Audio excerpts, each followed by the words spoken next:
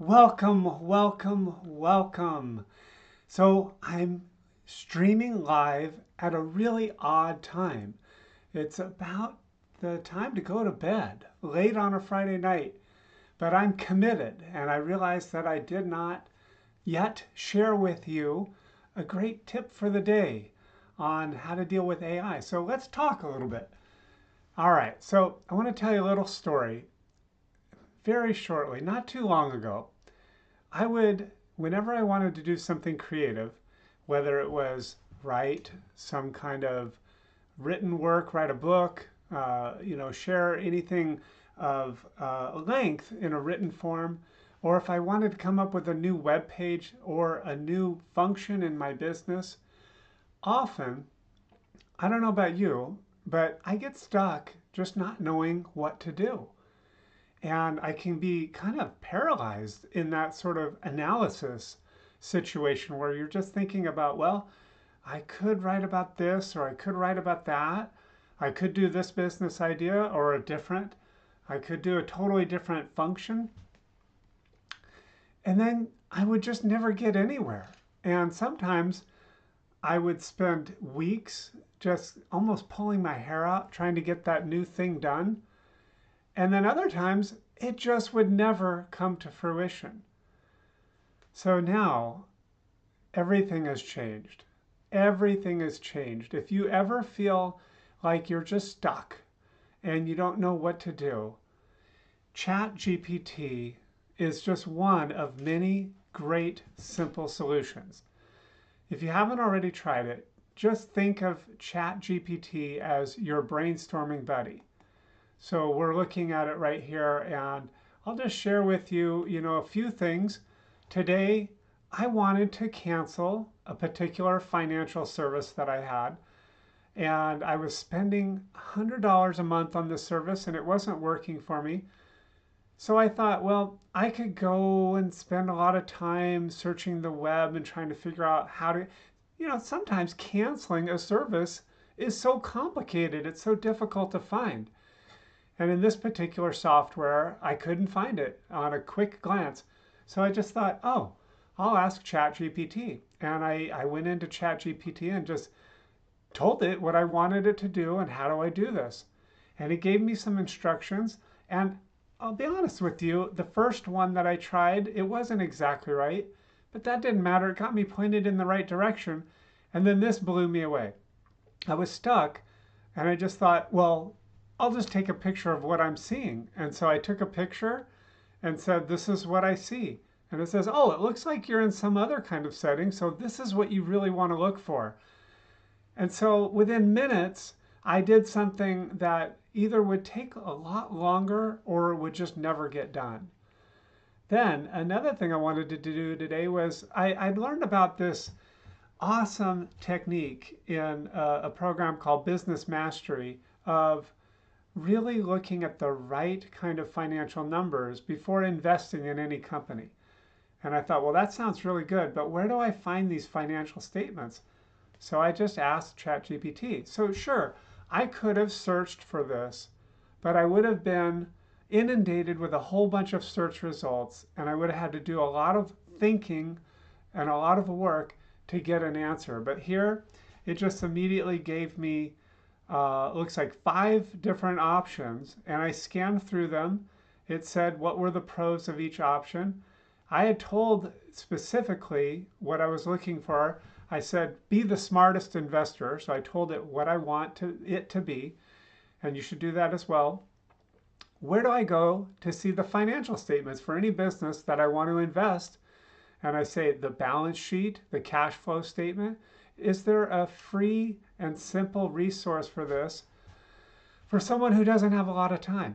And it gave me these results, and immediately I scanned through and it showed Google Finance.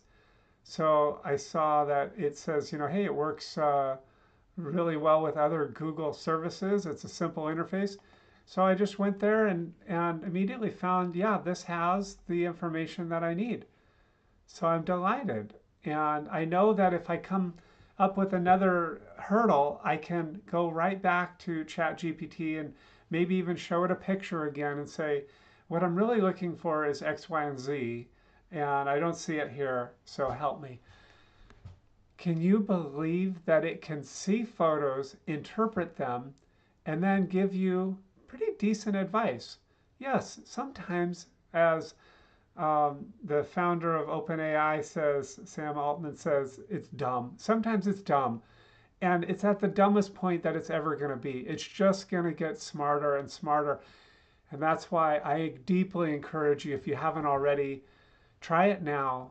And then, if possible, get into a daily habit.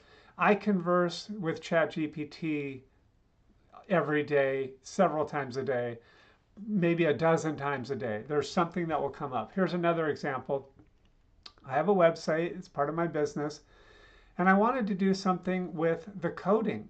So this is programming, and I am a decent scripter. I learned a long time ago when it was a totally different language that went obsolete very shortly after I learned it.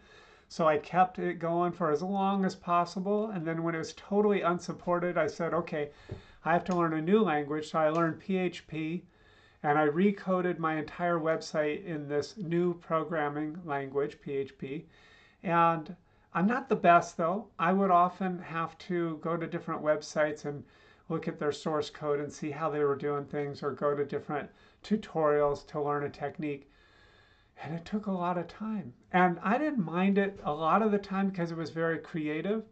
But so much of the time, it just took way too long, or I would run into some roadblock and I would just be so frustrated. I remember my favorite word in the past was, I'm struggling. I'm just struggling to find the solution for this. And like I mentioned previously, often I would feel like I couldn't find a solution, so I would just have to leave it and come back another day. And again, sometimes the projects just got abandoned then. Now, in this case, I just went to ChatGPT and I asked it, how can I do this? And I gave it a snippet of my code and said, I want to do a few more things here. Tell me how to do it. And it gave me all this new code. I popped that in and it worked. And then I said, I want to do a few more things. And so we added that. And then I said, is there a more efficient way to do this? Because I was using rudimentary PHP coding. Again, it's not my number one thing. So it was just like basic coding. And it immediately came back and said, yeah, you could do this so much more efficiently. And it gave me the new code and it worked. And then I got a little bit overconfident and I tried, okay, let's really try some new things. And I did those new things and it gave me new code and I popped that in and it didn't work. Well, so I just said, hey, you know what? Let's just go back to the old code. And when I put the previous iteration in, then I realized, oh, I don't really need that new function. All I have to do is divide this number by that number and it'll give me what I really want. And so that's what you're looking for with ChatGPT or a lot of these AI tools. You're not looking for the total solution. You're not looking for something handed you on a platter. You're looking for a conversation. You're looking for a brainstorming buddy or a coding buddy. And so not only am I not struggling anymore, the things are being produced so much more quickly. I'm feeling so much more creative. Also, it sounds kind of crazy, but it's taking away a little bit of the alone edge. By having this dialoguing, brainstorming buddy, I can constantly be in conversation and be communicating. And that's how a lot of ideas come out. They come out so much faster than if you're just quiet in your head, and especially if you're in like not such a great emotional state. So, imagine you're like slumped over in your chair. You might even be like, rubbing your forehead, trying to figure it out, and everything about you is just like, no, nothing's going to come out of this. It's locked, and you're silent.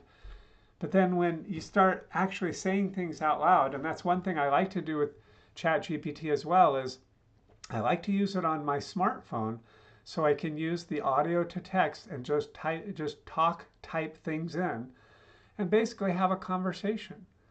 So have a conversation several times a day.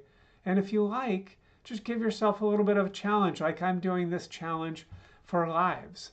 This is, I think, number 4 now of the live challenge that I'm going to do for 30 days. And who knows, maybe I'll go on.